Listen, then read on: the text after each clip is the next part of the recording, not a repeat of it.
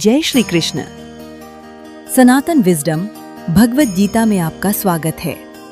इस वीडियो में हम श्रीमद् भगवत गीता के अध्याय 1 अर्जुन विषाद योग के श्लोक 7 का सरल हिंदी अर्थ, गहरा जीवन संदेश और आध्यात्मिक ज्ञान समझेंगे। अस्माकं तु विशिष्टा ये तान्निबोध द्विजोत्तम नायका मम सैन्यस्य संज्ञार्थम तान ब्रवीमिते।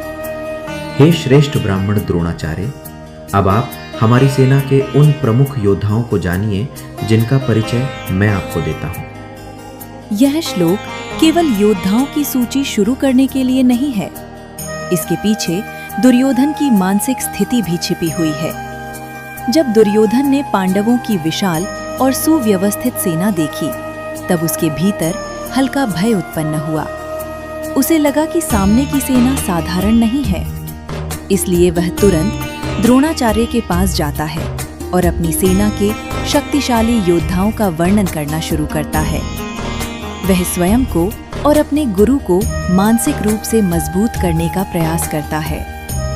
द्विजोत्तम शब्द का महत्व दुर्योधन द्रोणाचार्य को द्विजोत्तम कहकर संबोधित करता है। इसका अर्थ है श्रेष्ठ ब्राह्मण। यह सम्मान दिखाने वाला शब्द है, लेकिन यह केवल सम्मान नहीं बल्कि एक मनोवैज्ञानिक उद्देश्य भी है। दुर्योधन जानता था कि द्रोणाचार्य का द्रुपद से पुराना शत्रुत्व था। पांडवों की सेना का नेतृत्व धृष्टद्युम्न कर रहा था, जो द्रुपद का पुत्र था। इसलिए वो द्रोणाचार्य के भीतर युद्ध भावना और उत्साह जगाना चाहता था। दुर्योधन का मनोविज्ञान इस श्लोक में दुर्योधन के भीतर की 3 बातें दिखाई देती हैं।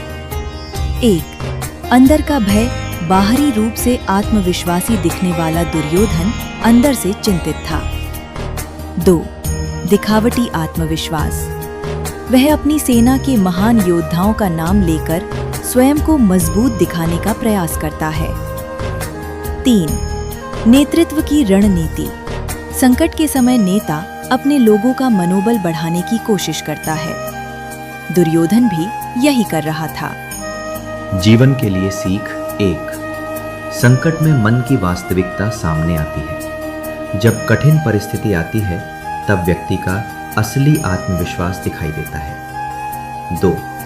केवल बाहरी शक्ति पर्याप्त नहीं। दुर्योधन के पास विशाल सेना थी, लेकिन भीतर शांति नहीं थी। 3. सही पक्ष पर होना सबसे बड़ी शक्ति है। पांडवों की सेना संख्या में कम थी, लेकिन वे धर्म के साथ थे, इसलिए उनका मन स्थिर था। आध्यात्मिक संदेश। यह श्लोक हमें बताता है कि अधर्म मन में भय उत्पन्न करता है। धर्म व्यक्ति को भीतर से स्थिर बनाता है। बाहरी शक्ति से अधिक महत्वपूर्ण है आंतरिक शांति और सत्य। सार। दुर्योधन अपनी सेना के वीरों का परिचय देता है, लेकिन उसके शब्दों के पीछे उसका भय, चिंता और मनोवैज्ञानिक अस्थिरता भी छिपी हुई है। ये श्लोक सिखाता है कि जिसके भीतर सत्य और धर्म होता है, उसे स्वयं को साबित करने की आवश्यकता कम पड़ती है। पूरा वीडियो देखने के लिए धन्यवाद। सनातन विजडम भगवत गीता हर श्लोक में छिपा है जीवन का ज्ञान। जय श्री कृष्ण।